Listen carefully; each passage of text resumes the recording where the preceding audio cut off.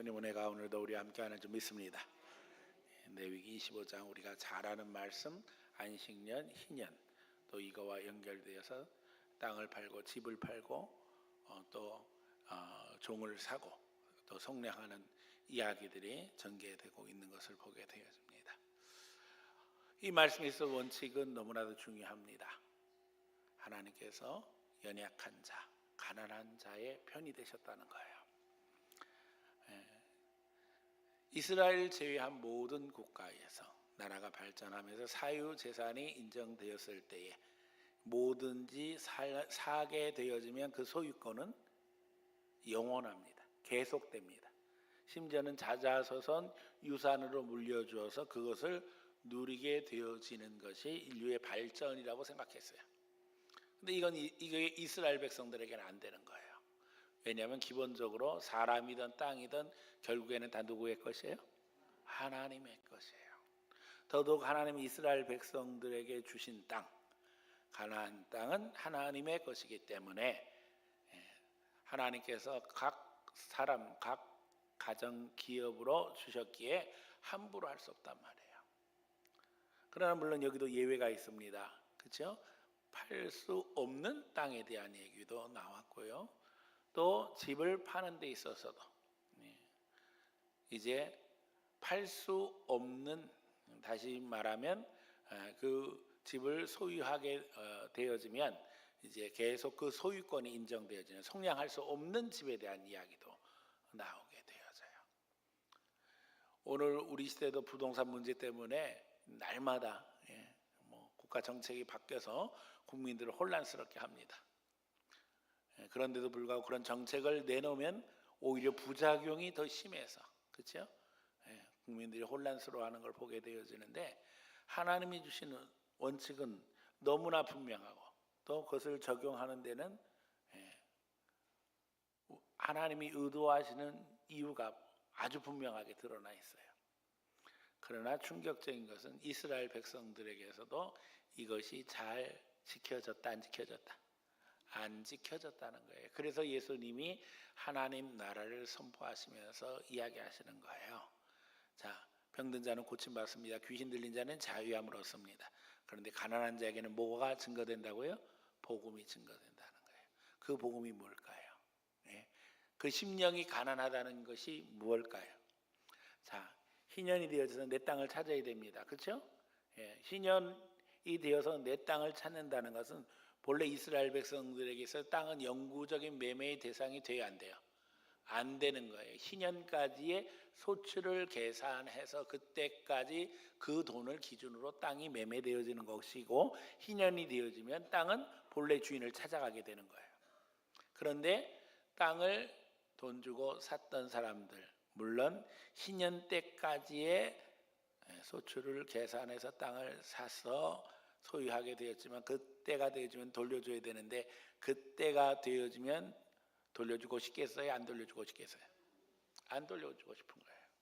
그런데 안 돌려줘도 돌려줘야 되는 거예요. 그렇죠? 그런데 안 돌려주고 싶다고 안 돌려주는 거예요. 어떤 사람들이? 권력 있는 사람들이. 그러니까 땅을 돌려받지 못한 사람은 속상할까요? 상할까요? 안 상할까요? 속상하는 정도에서 더 나가서 하나님 앞에 그야말로 한이 맺히는 거예요. 어떻게 저럴 수 있을까? 하나님이 세워놓으신 법은 그게 아닌데. 그래서 그들은 어떻게 한다고요? 심령이 가난한 자는 어떻게 한다고요? 복이 있는데. 왜 복이 있을까요? 하나님 앞에 매달릴 수뿐이 없는 거예요. 호소할 데가 어디 있겠어요? 세상은 권력자, 돈 많은 사람들의 편이에요. 가서 아무리 애쓴다고 해도 돌려줘요, 안 돌려줘요? 안 돌려줘요. 그러니까 하나님 앞에 매달려서 하나님 앞에 부르짖을 수뿐이 없는 거예요. 이게 심령이 가난한 자예요. 그래서 누가복음에는 아예 심령이 빠졌어요. 가난한 자는 복이 나니. 심령이 가난하다는 말과 가난하다는 말이 예수님 당시에는 거의 동의어가 된 거예요. 억울하고 속상하니까 의지할 데가 하나님뿐이 없었던 거예요. 이런 배경이 오늘 본문의 내용과 연결이 되어져 있어요. 맨 처음에 나오는 건 이제 안식년의 규례입니다. 안식년은 7년에 한 번씩 농사를 짓지 않고 땅을 어떻게 하는 거예요? 쉬게 하는, 안식하게 하는 것이에요. 우리는 안식년 이전에 안식일이 있었다는 사실을 너무나도 잘 알고 있습니다. 하나님이 천지를 창조하시되 며칠 동안 6일 동안 창조하시고 제7일에 안식하셨어요. 그리고 사람들에게도 안식하라 하시고 이 안식일에는 하나님 앞에 예배하게 하심으로 말미암아 하나님 안에서 참된 안식을 누리도록 하셨던 것을 보게 되었어요. 사실 이 안식일은 이제 신약에는 주일이 되어져서 우리가 주일 성수합니다. 이유는 예수님께서 안식 후 첫날 부활하셨기 때문이고 그날을 그때부터 우리는 주일로 부르게 되어졌기 때문이에요. 그래서 예수님의 부활 이후에는 성경을 읽어보게 되면 안식 후 첫날이라는 단어가 등장하게 되어지고 이제 교회의 집회가 안식일에서 주일로 바뀌게 된 것을 성경은 이야기하고 있어요. 이게 이제 초대교회 풍습이에요. 그래서 그때부터 우리는 이제 주일을 성수하게 되어졌어요. 구약 성도들은 안식일을 지키게 되어지는데 그 안식일을 지킬 때 가장 핵심은 하나님 앞에 예배하는 것이고 예배에 방해가 되는 모든 것들을 중단하는 것이었습니다. 그래서 당연히 농사도 짓지 아니하고 그들이 하나님 앞에 경건 생활에 힘썼던 걸 보게 되어서요. 일주일에 한 번씩 지킵니다. 근데 이것이 너무나도 중요한 것이 이것은 하나님 앞에 택함받은 백성의 특권이고 천국의 상징인 거예요. 여러분, 우리 조상들은요 언제 쉬었나요? 고조선 시대, 고구려, 신라, 백제, 고려 시대, 조선 시대 언제 쉬었나요? 언제 쉬었을까요? 명절에 쉬는 거예요. 명절이 언제 있어요? 설날, 추석. 그리고 거기에 기껏해서 덧붙인다면 단오, 백중 뭐 그 정도예요. 그 정도 쉬는 거예요. 그리고 나머지는 뭐 하는 거예요? 다 일하는 거예요. 그러니 얼마나 피곤했겠어요. 물론 양반들은 거기서 놀고 먹었겠죠. 이게 피곤한 삶이었어요. 그러나 복음이 들어오고 나서는 우리가 일주일에 하루씩 쉬게 되었어요. 이게 신기한 것이 지금 전 세계는 모두 다 일주일을 단위로 생활을 합니다. 어떻게 생각하면은 한 달에 며칠이나 보다 더 중요한 것이 오늘이 무슨 요일이냐가 더 중요하게 되었어요. 왜 그런 거예요? 우리 삶의 기준이 한 주가 다니기 때문에 그런 거예요. 그래서 전 세계 모든 나라들이 다 일주일 단위로 생활하게 되어지고 거의 대부분의 나라가 주일을 쉬게 되는 풍습이 생기게 되었어요. 물론 유태인들은 토요일에 또 이슬람은 금요일에 쉽니다. 그럼에도 불구하고 전 세계가 우리에게 주는 메시지는 너무나도 분명해요. 하나님이 사람을 창조하시고 안식하심으로 말미암아 그 안식의 핵심으로 하나님을 섬기는 것으로 정해놓으셨다는 거예요. 아직도 우리 사회에는 왜 우리가 일주일 단위로 생활하는지 알지 못하는 사람들이 많이 있습니다. 그렇죠? 왜 우리가 주일날 쉬고 있는지도 모르고 쉬는 거예요. 그러니까 인생은 얼마나 의미 없게 살아가는 거예요. 지금 세상이 왜 일주일 단위로 쉬게 되었는가? 또 올해가 왜 2026년인가? 예수 믿는 사람들은 상식적으로 다 알지만 예수 모르는 사람은 이 사실도 모른 채 인생을 살아가는 거예요. 그리고는 월요일 됐다고 월요병이라고 그러죠. 그리고 이제 금요일 되면 주말 됐다고 좋아라고. 안타깝게 그지없습니다. 주님은 이스라엘 백성들이 가나안 땅에 들어가서 하나님의 나라를 이룰 것을 선포하시면서 명령하시는 거예요. 오늘 본문에 우리 보게 되어지면 2장 보면 이스라엘 자손에게 말하여 이르라 너희는 내가 너에게 주는 땅에 들어간 후에 그 땅으로 여호와 앞에 안식하게 하라. 제가 늘 이야기합니다. 우리가 복 받는 것도 중요하지만은 뭐가 더 중요하다고요? 지키는 게 더 중요해요. 이스라엘 백성들이 지금 가나안 땅에 들어가야 돼요. 레위기는 이스라엘 백성들이 들어가기 전에 주신 말씀이에요. 이제 이스라엘 백성들이 들어가서 그 땅을 얻는 것은 확실해요, 확실하지 않아요? 믿음의 눈으로 보면 확실해요. 믿음 없으면 이건 확실한 것도 아니에요. 근데 하나님은 지금 가서 그 땅을 얻는 것은 그냥 너무 당연한 거예요. 그 땅을 얻은 후에 이제 그 땅을 지키는 걸 가르쳐 주시는 거예요. 지키는 게 어떻게 하는 거예요? 하나님 말씀을 지키는 거예요. 하나님 명령하신 걸 지키는 거예요. 그리고 하나님 명령하시는 거 뭐예요? 그 땅에 들어간 후에 그 땅으로 여호와 앞에 어떻게 하게 하라고요? 안식하게 하라. 땅을 쉬게 하는 것을 말씀하고 계셔요. 땅을 쉬게 하시는 이유가 뭐예요? 결국에는 하나님의 안식을 인간뿐만 아니라 모든 자연들이 함께 누리도록 하셨다는 거예요. 너는 6년 동안 그 밭에 파종하여 6년 동안 그 포도를 가꾸어 그 소출을 거둘 것이나, 자, 6년 동안 열심히 일해서 소출을 거둬요. 그런데 그 7년째 7해에는 어떻게 하라고요? 그 땅을 쉬어 안식하게 할지니 여호와께 대한 안식이라. 땅을 쉬게 하는데 그 의미는 뭐라고요? 하나님께 대한 안식이라는 거예요.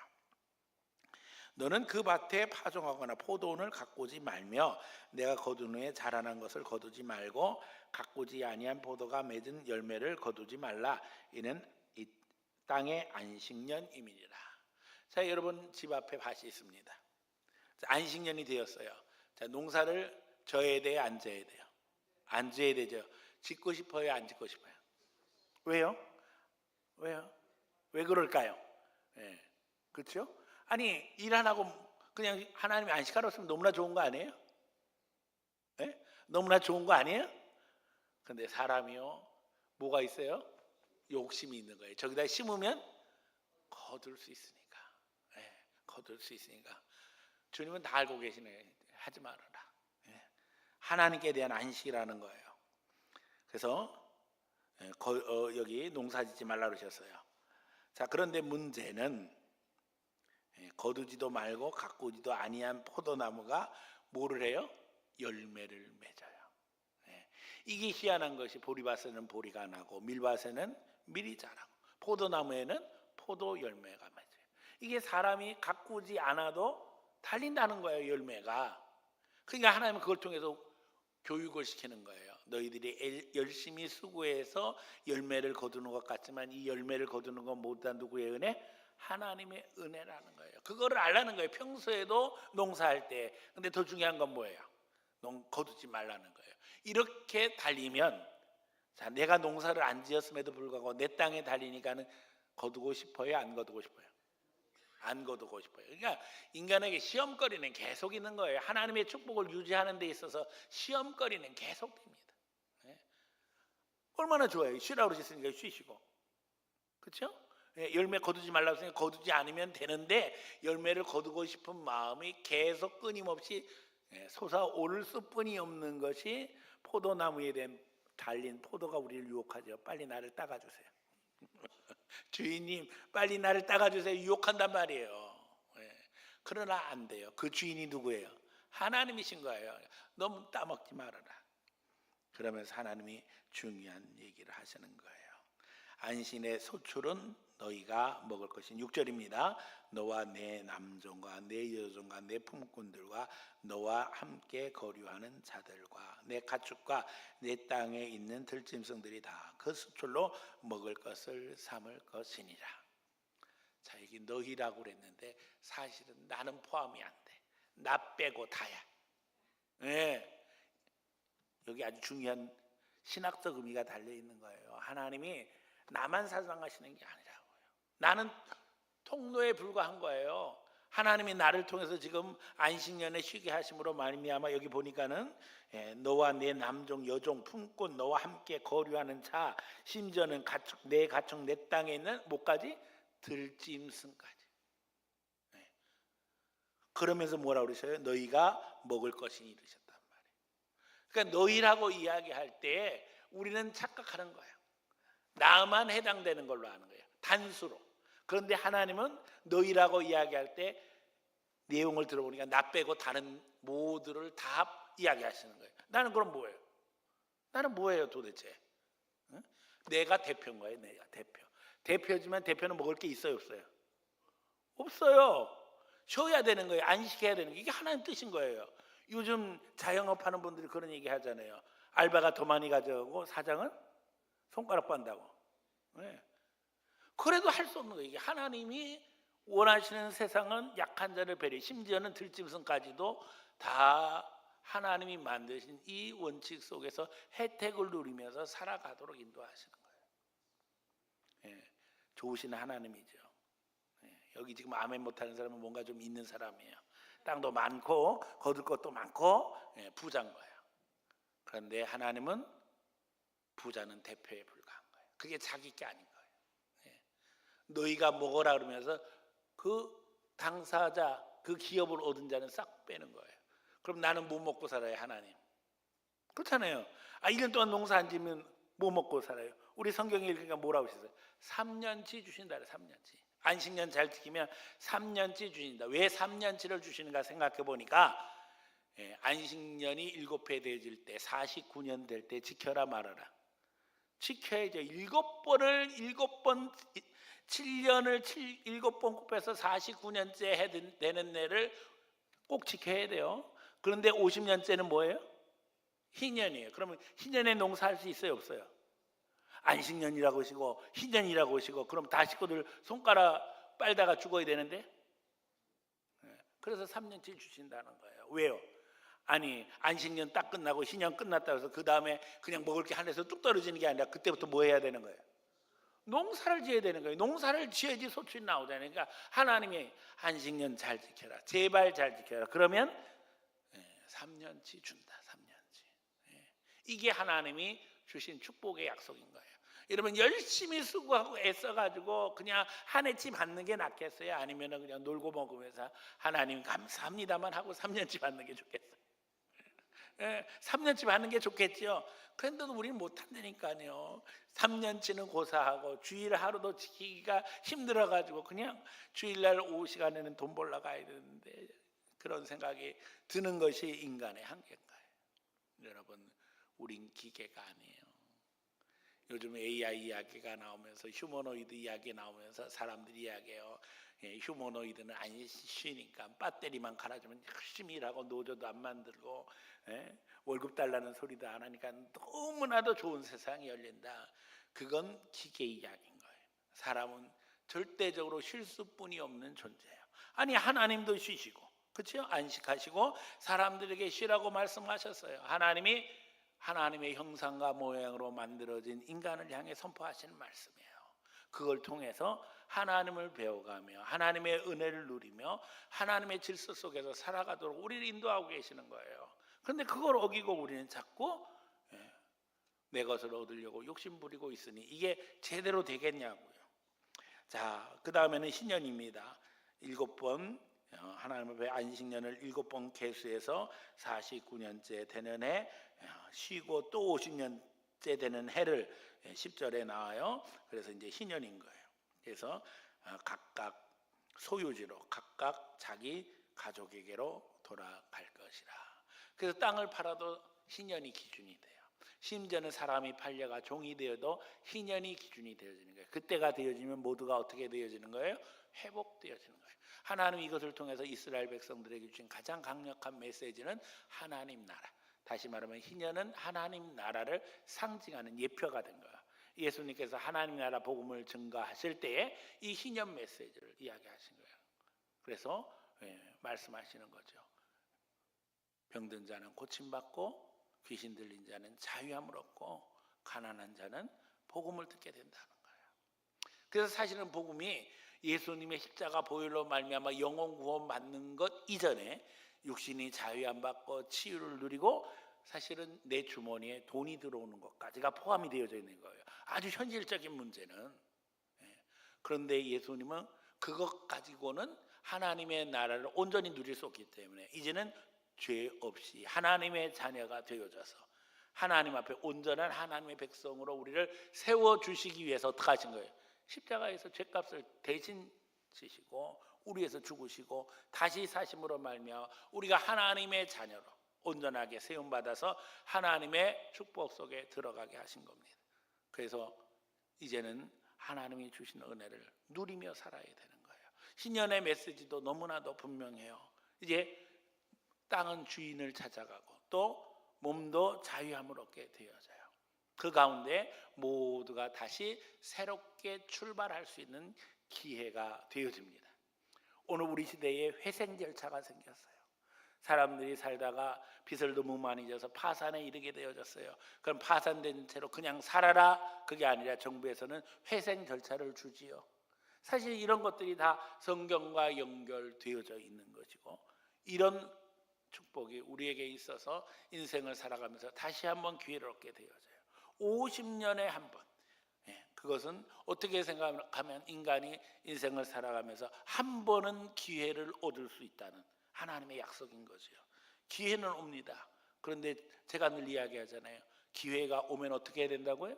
잡아야 돼요. 그런데 준비가 안 되면 기회를 잡을 수 있어요? 없어요? 없어요.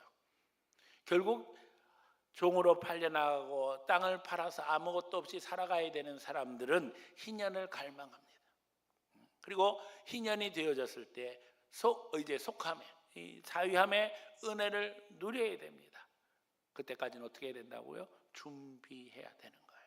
그 마음으로부터 하나님 앞에 기도하고 준비하고 그것을 갈망하며 살아야 되는 거예요. 그러나 그때 그것이 이루어지지 않는다고 하면 그 실망감과 속상함은 말할 수 없을 것이라는 거죠. 그리고 실제로 그런 일들이 벌어졌어요. 그래서 이스라엘 백성들이 하나님 앞에 심판을 받게 되어지는 거예요. 이스라엘 백성들이 70년 동안 종노릇하게 되어진 이유를 성경은 설명하는 거예요. 하나님 앞에 이 안식일의 규례, 희년의 규례를 어겼음으로 말미암아 땅은 이제 70년 동안 쉬게 되어져요. 더 이상 농사를 못 짓는 거예요. 왜요? 포로지로 끌려갔으니까. 사람도 끌려갔으니, 종으로 끌려갔으니까는 이제는 남을 속박하는 것이 아니라 내가 속박을 당하는, 내 자유가 뺏겨지는 안타까움을 당하게 되어지는 거예요.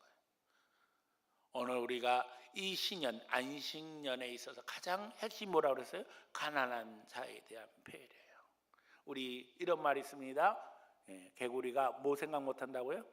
올챙이적 생각 못한다는 거예요. 그래서 개구리가 올챙이 생각을 해야 되는데, 여러분 생각에는 개구리가 올챙이 생각할 것 같아요? 안 할 것 같아요? 안 하지요. 올챙이는 물속에서 뿐이 살 수 없어요. 그러나 개구리는 물속에 계속 있어요? 아닙니다. 온천지 다 돌아다닐 수 있잖아요. 온천지 다 돌아다니는데 물속에 사는 올챙이 생각하겠냐고요. 오늘 우리가 잘 살게 되어져서 어렵던 시절을 다 잊어버리니까는 세상의 삶의 수준이 완전히 달라졌어요. 하지만 잊어버리지 말아야 될 것은 우리 대한민국이 그 어렵고 힘들 때에 기도와 구제 속에서 많은 물질의 지원을 외국으로부터 받았어요. 선교사님들을 통해서 미국 교회, 영국 교회, 서양의 교회들이 많은 물질 헌신을 했어요. 우리 항동에는 일찍이 성공의 교회가 들어왔어요. 그래서 이 항동에서 이 항동중앙교회 박 목사님이 이야기할 때 그 얘기하시더라고요. 여기 열심히 전도하면 사람들이 그런 데는 거예요. 우리는 가려면은 성공의 교회를 가야 된다. 왜 그러냐고 그러니까 우리 영국에서 온 구제 물질을 받아먹고 살았다는 거예요. 그게 다 마음에 남은 거예요. 그래서 교회를 가려면 성공의 교회를 가야 된다, 이런 생각을 하는 거예요. 그 받아먹은 게 무섭다니까요. 지금 우리도 막 계속 먹이잖아요. 애들한테 먹이잖아요. 다 심으면 거둘 때가 있는 거예요. 근데 안타까운 일 생겼어요. 지금 선교비 가지고 세금 문제가 돼 이제 선교비에 대해서 증여세를 내라 하는 정부 법안이 통과되었다고 뉴스에서 나오고 있는 현실이에요. 그래서 우리가 다 선교의 도움을 받아서 한국 교회가 성장하고 또 그 사랑을 통해서 한국 사회가 소망을 가지고 부유함을 누리게 되었는데, 우리가 전 세계 지금 선교 사역하는데 사실은 엄청난 돈이 나가고 있습니다. 우리가 지금 우리 교단에만 2,800명 정도의 선교사님들이 전 세계에 나와서 사역하고 있는데, 한 사람의 생활비 기준이 최소한 1,000불 이상이에요. 그럼 부부가 나오면 2,000불이죠. 2,000불이 생활비인데, 이제 물론 국가마다 순위 다르기 때문에 조금씩 차이가 나요. 그런데 가서 생활하는 것만으로 선교가 돼요? 아니잖아요. 생활비 말고 사역비가 가야 돼요. 그러니까 그 이상의 그 2배가 될 때가 있고, 또 뭔가 새로운 사역을 할 때 교회를 개척하고 교회를 건축하고 할 때는 뭐 그거의 10배, 20배의 돈이 나가게 돼요. 그거를 전체적으로 계산하게 되면 엄청나게 많은 돈이 해외로 나가고 있어요. 그래서 지금 교단에 비상 걸렸죠. 그래서 총리 만나가지고 지금 이거는 우리 기독교 사역에 있어서 사실은 치명적인 문제다, 그래서 이야기를 했다고 그러는데, 이게 어떻게 잘 조정이 되었으면 하는 바람이 간절해요. 지금 여러 가지 도전이 많이 있습니다. 하나님 앞에 가난한 자를 배려하고 어려운 자를 돕는 것이 단지 가까운 이웃에게만 해당되는 건 아니에요. 오늘 우리가 상대적 빈곤 속에 살지만 절대적 빈곤에 문제가 해결되지 않은 지역이 세계적으로 보면 더 많이 있다는 사실을 잊어버려서는 안 됩니다. 우리는 그야말로 먹을 것 없으면 밥 없으면 남의 끓여 먹지 않은 시대에 살고 있고, 애들에게 굶는다는 거, 없어서 굶는다는 건 이해가 안 되는 세상이에요. 그렇잖아요. 없어서 굶을 필요 뭐 있어요? 항동중앙교회 가면 점심 주는데. 그렇잖아요. 이런 시대가 됐어요. 이해가 안 돼요, 걔네들은. 그러나 우리는 알잖아요. 없어서 굶는 사람이 세상에 허다하다는 거예요. 여러분, 지금 전 세계적으로 이야기하면 3분의 1이, 전 세계 인구의 3분의 1이 기아선상에서 허덕이고 있습니다. 더 충격적인 건요, 전 세계에 나는 식량을 골고루 분배하면 세상에 굶어 죽을 사람 하나도 없다는 거예요. 그런데 이 식량 시장을 다국적 기업들이 장악을 하고는 곡식값이 떨어지면 어떤 일이 벌어져요? 태워버립니다. 곡식값을 올리기 위해서. 기업의 목적은 너무나도 분명해요. 뭐 하는 거예요? 이익을 남기기 위한 거예요. 이익이 안 되면 태워버리는 거예요. 태워버리면은 곡식값은 당연히 올라가게 돼 있어요. 그래서 그걸 통해서 기업의 이익을 얻게 되어지는 거예요. 기가 막히게 그지없죠. 하나님은 다 주셨는데 사람들은 그걸 태우고 있는 것이 우리의 현실이 되고 말았어요. 그래서 한쪽에서는 배가 고파서 굶어 죽어가고 있는 거예요. 오늘 우리가 실제적으로 우리의 주머니를 털어서 가난한 사람들을 도와주는 것도 너무나 중요하지만, 아주 기본적인 생활에 있어서 함께 사랑을 실천하고 정의를 실천하는 부분에 있어서 바른 법을 세워나가고 그것을 위해서 헌신하고 심지어는 투쟁하는 것도 중요하다는 것을 잊어버려서는 안 됩니다. 이게 우리 청교도 신앙의 원칙이에요. 잘못된 것은 뜯어 고쳐야 된다. 어떻게 해서라도 의회를 장악해서라도. 이게 이제 청교도 혁명의 시작이었어요. 그래서 결국에는 미국이 탄생할 수뿐이 없는 배경이 된 거죠. 자, 이렇게 해서 희년 정신으로 하나님 앞에 이제 이스라엘 백성들이 그 나라를 운영하기를 원했던 것이 하나님의 뜻입니다. 이것은 가나안 족속들과 비교하게 되어지면 비교할 수 없는 탁월성이 존재하고 있었어요. 사람을 배려하고 심지어는 짐승을 배려하고 또 그 가운데서 하나님의 사랑을 풍성하게 나눌 수 있도록 하나님은 명령하셨던 것을 보게 되어집니다. 또 그런가 하면 이제 거주하는 주택에 대한 이야기도 여기 오늘 본문에 등장하고 있는 것을 보게 되어져요. 보니까는 29절입니다. 성벽 있는 성내에 가옥을 팔았으면 판지 1년 안에 물을 수 있나니 곧 그 기한 안에 물으려니와 1년 안에 무르지 못하면 그 성 안의 가옥은 산자의 소유로 확정되어 대대로 영구히 그에게 속하고 희년에라도 돌려보내지 아니할 것이다. 이건 예외가 되었어요. 모든 것은 다 희년의 주인을 찾아가요. 그런데 성 안에 있는 주택은 아니에요. 1년 안에는 물을 수 있어요. 그러나 1년이 지나고 나면 소유권 확정이 되어서 그 소유권은 언제까지 간다? 영원히 간다. 왜 그랬을까요? 왜 그랬을까요? 성 안에 거한다는 의미는 여러 가지 의미를 가지고 있어요. 이스라엘 백성들이 특별히 예루살렘에 거주하는 것을 최고의 축복으로 알았고, 심지어는 예루살렘은 천국을 상징하는 하나님의 성으로, 지금까지도 우리가 시온성을 이야기할 때 천국을 상징하는 성으로 예루살렘, 새 예루살렘, 우리 요한계시록에도 기록되어 있잖아요. 그만큼 의미가 깊은 거예요. 대한민국에는 이런 속담이 있어요. 자, 말은 어디로 보내고? 제주도로. 사람은 서울로. 헷갈리면 안 됩니다.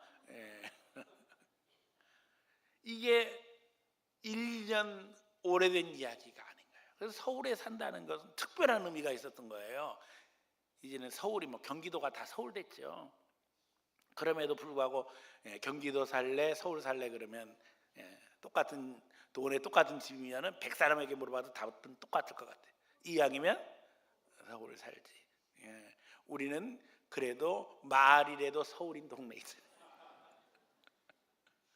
예. 성 안에 거한다는 것은 단지 돈의 문제도 아니고, 그렇죠? 예. 이거는 소출의 문제도 아니고 여러 가지 의미가 담겨져 있는 거예요. 노력하면 그 대가를 받음에 있어서 그 대가를 누릴 수 있는 유일한 통로예요. 성 안에 주택을 마련한다는. 지금 그래서 대한민국의 주택 문제가 해결이 안 되는 거예요. 이걸 이해 못하고 계속해서 떠들어대면 한계는 분명한 거예요. 하나님이 이미 다 아시고 모세에게 이미 가르쳐 주신 거예요. 언제요? 지금부터 3,500년 전에. 3,500년 전에 가르쳐 주신 거예요. 땅은 하나님의 것이니까 팔아도 하나님이 준 대로 원래 주인에게 돌아가게 해주어라. 그런데 성 안에 있는 기업은 아니다. 열심히 노력해서 샀으니까 그건 대대손손이 누리도록 해주어라. 하나님이 그렇게 주신 거예요. 그래야지 사람들이 열심히 노력해서 돈도 벌고 집도 사고 행복하게 살 거 아니에요? 네. 그런가 하면 땅도 예외가 있습니다. 그 땅은 어떤 땅이에요? 레위인들이 가지고 있는 땅이었어요. 자, 33절입니다. 만일 레위 사람이 물으지 아니하면 그의 소유 성읍의 판 가옥은 희년에 돌려보낼지니 이는 레위 사람의 성읍의 가옥은 이스라엘 중에서 받은 그들의 기업이 됨이니라. 그래서 성읍 안에 있는 가옥 중에 예외가 되는 게 있는 거예요. 레위인들의 그 집은 예외가 되어져서 레위 사람들에게로 돌아가게 되어 있어요. 그런데 여기 보니까는 그러나 34절에 그들의 성읍 주위에 있는 들판은 그들의 영원한 소유지니 팔지 못할지라. 그래서 성 바깥에 있는 토지는 아예 팔지도 못하게 정해 놓으셨어요. 팔지 못할지니라. 레위인들이 땅 팔면 어떻게 되겠어요? 레위인들은 기업이 없는 사람들이에요. 그렇죠? 그리고 그 육신이 누구의 것이에요? 하나님의 것이에요. 그런데 육신을 갖다 땅 팔고 난 다음에 내 몸 파는데 몸 팔아서 중될 수 있어요? 없어요? 없어요. 그러니까 하나님이 땅 파는 거 금지. 그 대신에 성읍 안에서 집을 주었으니까 레위 사람들은 집 팔 수 있다. 그러나 집도 때가 되면 레위 사람에게로 돌아와야 된다. 그래서 우리가 생각하는 것보다 훨씬 더 부동산에 대한 원칙이 분명했어요. 근데 여러분 생각했어요? 해보세요. 레위인들이 이 말씀을 들을 때 땅이 있었을까요? 없었을까요? 없었습니다. 집이 있었을까요? 집 없었습니다. 가나안 땅에 들어가기 전에 하나님께서 레위기를 주셨다니까요. 그럼에도 불구하고 아주 중요한 원칙들을 세워놓으신 거예요. 오늘 우리가 성경을 읽으면서 하나님이 왜 그렇게 하셨는가를 잘 묵상해 보면 하나님의 의도가 이 안에서 드러나게 되어지는 거예요. 가난한 사람을 배려하지만 열심히 애쓰고 노력하는 자의 수고도 인정하지 않으면 안 된다. 이것이 하나님이 우리에게 주시는 분명한 메시지입니다. 더욱이 이익을 위해서 이자를 넣거나 혹은 또 여기 양식을 꿔주는 것에 대해서 말씀하고 계셔요. 그렇게 해서는 된다 안 된다? 안 된다는 거예요. 차라리 그냥 베풀라는 거예요. 너와 함께 있는 내 형제가 가난하게 되어 내게 몸이 팔리거든 너는 그를 종으로 부리지 말고. 이스라엘 백성들은 본래 한 자손이에요. 아브라함의 자손이에요. 그렇기 때문에 형제로 여겨서 팔려도 종처럼 대우하지 말고 어떻게 하라는 거예요? 형제로 대우해라. 그럼 이게 쉽지 않은 얘기입니다. 그렇죠? 돈 주고 사왔는데 이스라엘 사람들은 형제로 대우해요. 이방인은 그 대신에 돈 주고 사왔으면 어떻게 할 수 있어요? 종으로 쓸 수 있어요. 심지어는 희년돼도 안 풀어줘도 돼요. 자손에게 상속할 수 있다는 거예요. 그러니까 철저하게 형제를 배려하고 민족을 배려해야 될 것을 말씀하고 계시는 것을 보게 되어져요.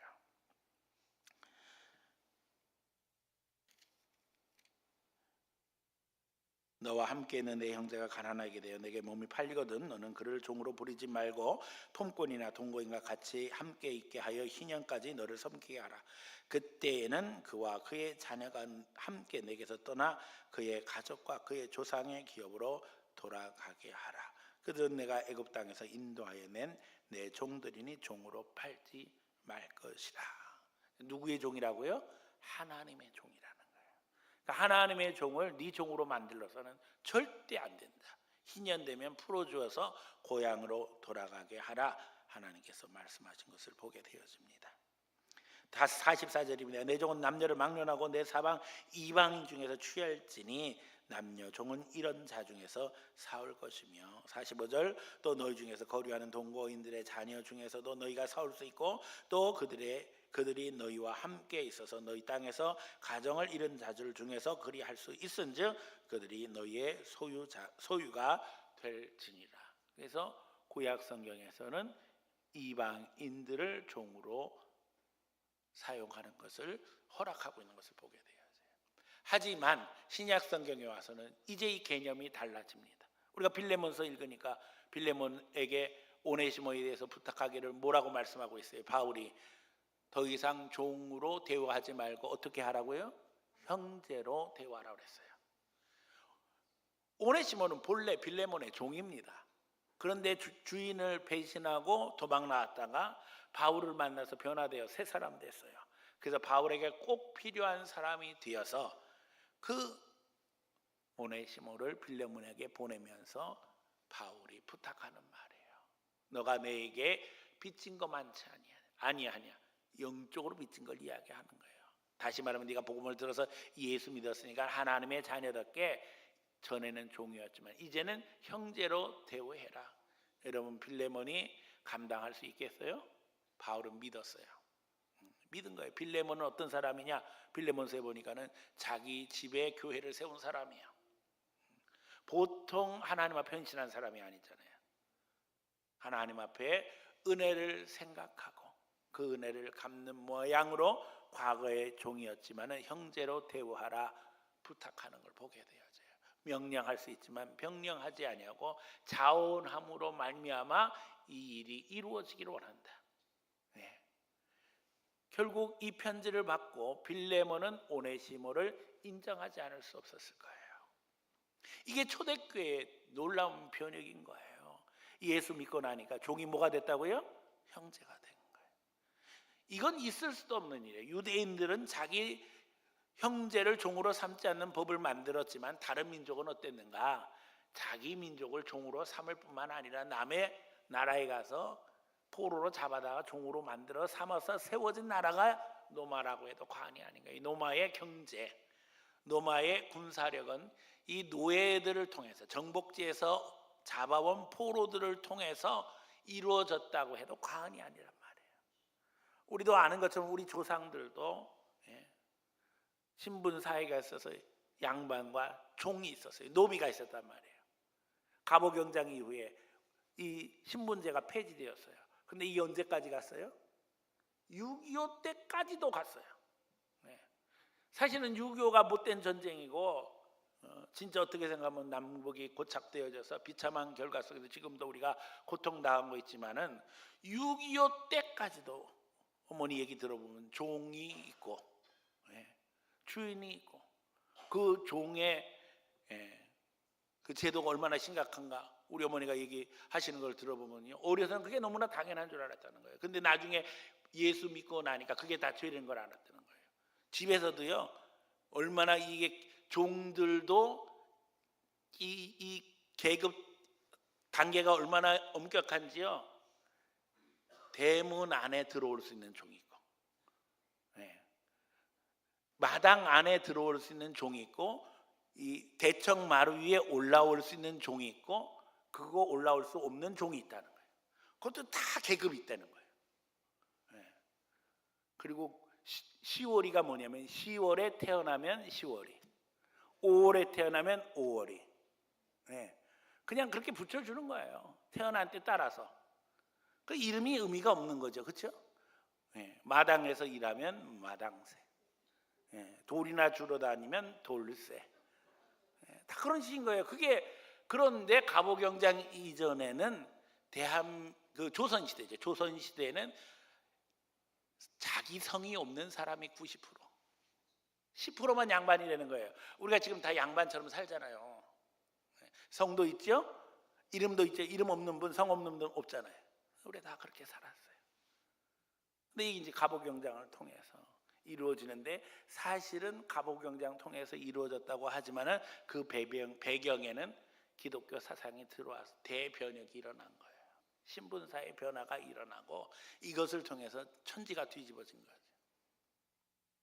하나님의 역사는 놀랍습니다. 이것이 우리 대한민국에서만 일어났는가? 아니에요. 전 세계가 다 이랬단 말이에요. 네. 그래서 결국 인류 역사를 나눔에 있어서 AD와 BC를 나누는 거예요. 예수님 이전과 이후가 다르다. 왜? 예수님이 오셔서 말씀하셨어요. 으뜸이 되고자 하는 자는 어떻게 해야 된다고요? 섬기는 자가 되어야 한다고. 이거를 그 당시 예수님의 제자들이 이해할 수 있었을까요? 절대 이해할 수 없었습니다. 그런데 복음이 실천되어져 나가면서 세상이 변화되어지고 예수님이 하신 말씀이 진리라는 걸 알게 되어진 거예요. 그리고 오늘 대한민국에서 으뜸이 되고자 하는 자는 뭐부터 해야 되는 거예요? 섬기는 것부터 해야 되는 거예요. 세상이 변화됐다니까요. 대통령을 세우는데도 마찬가지고, 목사도 마찬가지예요. 교회에서 목사로서 대접받는 시대 다 지나갔어요. 이제는 목사가 앞장서서 섬겨야 돼요. 그렇게 안 하면 목사의 권위 자체가 없는 거예요. 자기는 하나님 말씀 안 지키면서 교인들한테 말씀 지켜라 돼요, 안 돼요? 그냥 고개를 끄덕끄덕 하시네. 저한테 평소에 불만이 많았던지 아니면 다른 목사님한테 상처가 많았던지 둘 중에 하나일 것 같아요. 쉽지 않습니다. 왜냐하면 우리는 알아요. 목사, 장로, 권사보다 더 중요한 게 우리는 하나님의 자녀잖아요. 자녀. 그러니까 우리를 보고 세상 사람들은 누구를 생각하는 거예요? 하나님 생각하는 거예요. 그래서 참고 견디고 또 사랑해 줘야 되는 거예요. 잘 돼요, 안 돼요? 안 됩니다. 그래서 사실은 이 희년 말씀도 하나님 잊어버리면 다 안 되는 거예요.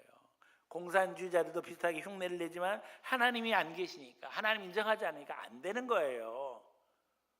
오늘 우리가 축복된 은혜 가운데 있습니다. 하나님의 자녀로서의 긍지가 있고 하나님 주신 말씀이 있어서 하나님이 원하시는 것을 우리가 알고 있어요.